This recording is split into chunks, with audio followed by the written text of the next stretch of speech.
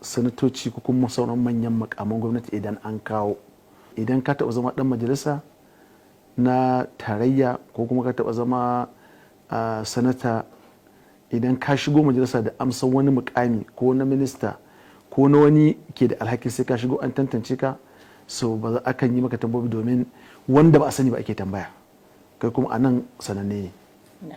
Shi yasa Najeriya na cikin wani yanayi na matsi a yanzu sakamakon cire tallafin man fetur. Shin a ganinka waɗannan mutane da kuka tantance zuwa yanzu za su iya rike wasu makaman da za su kawo sauƙi ga 'yan ƙasa, musamman ma ta fuskar tattalin arziki? Sauƙi ga 'yan ƙasa da ni da ke muna da alhaki, ba wai sai minista ba. Duk hanyar da za a bi a kawo sauƙi a cikin ƙasa, kina da alhaki, ina da alhaki, suna da alhaki. Duk abu ne wanda ake ce ma haɗin gwiwa ne. Amma mun sani idan kana shugaba, to dama an ce shugaba babba juji ne ko? Sau duka za a ɗora a ce shugaba ne, haka ɗin ne. Amma gudanar da ƙasa aikin gayya ne. Kina da abin da za ki ga gudunmawa, ina da abin da zan kawo gudunmawa, kina abin da za ta kawo gudunmawa, haka ake yi. Waɗanda muka yi tambayoyi sun karɓa tambayoyi da gwargwadon abin da muka fahimta, tun da musa inda za a kai su ba, amma hasashe muke yi. Idan an kawo ka kana da ilimin da ya shahi sha'anin kuɗi, mu tambaka akan sha'anin kuɗi. Idan an kawo ka kana da abin nan ilimin ka akan sha'anin ruwa kewaye, sai mu tambaka akan sha'anin ruwa da madatsun noma da sauran abin da ya kama da wannan. Idan an kawo ka akan sha'anin gona ne, mu tambaka akan sha'anin gona. Abin da kai ka kware akai kenan. Amma hakikanin yin aikin za mu yi shi keɓance a wata rana, wadda za a ɗauko kowane ɗaya bayan ɗaya, an mai tambaya kaza ya karba, an mai tambaya kaza ya karba, an mai kaza ya kaza.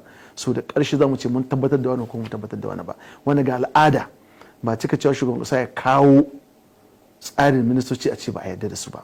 So muna ganin kayan shi ma ya kawo, to ya tabbas ya bi wasu hanyoyi na tabbatar da cewa wannan mutane da ya kawo sahihan mutane ne kuma masu iya taimaka masa a aikin don shi ne zai aiki da su. Na'am. Najeriya na cikin wani yanayi a bangaren wutar lantarki, kuma ka gabatar da wasu muhimman tambayoyi ga ɗaya daga cikin waɗanda aka tantance. Ta yaya kake ganin ku 'yan majalisa, kamar yadda ka ce aikin gwamnati ko ci gaban ƙasa na gayya ne, kowa da kowa na da ruwa da tsaki a ciki, ta yaya ku majalisa ta 10 za ku ba da gudunmuwa akan wannan abu na wutar lantarki ku yi aiki tare da ministoci? Shi wanda aka tambaya din ya faɗi cewa ba aikin shugaban ƙasa ba ne, ya ce tsari ne wanda aka bi shekara 60 a yau.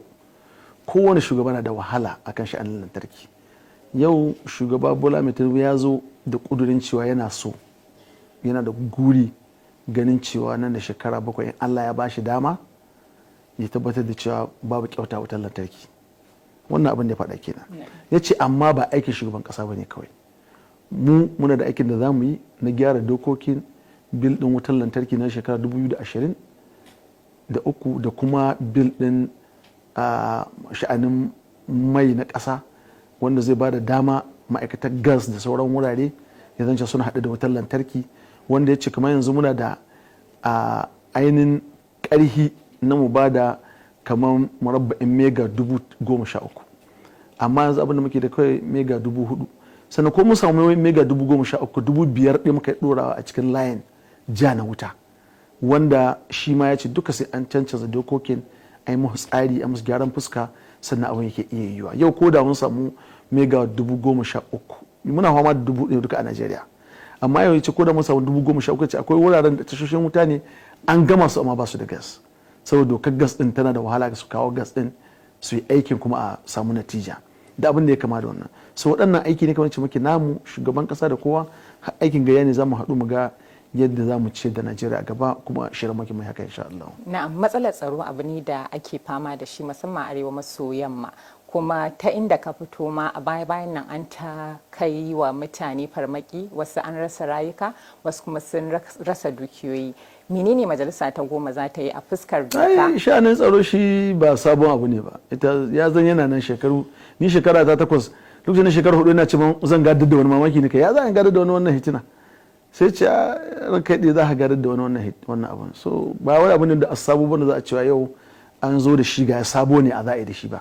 Duk hanyoyin da ake bi kuduri ya gabata tun zuwa mu na farko kwana 1 na 2 an gabatar da kuduri akan sha'anin tsaro, kuma muna nan muna kokarin yadda zamu yi da sabbin ma'aikatan da shugaban kasa ya ɗauka na su hafsoshin tsaro na kasa, mu ga da zamu haɗa kai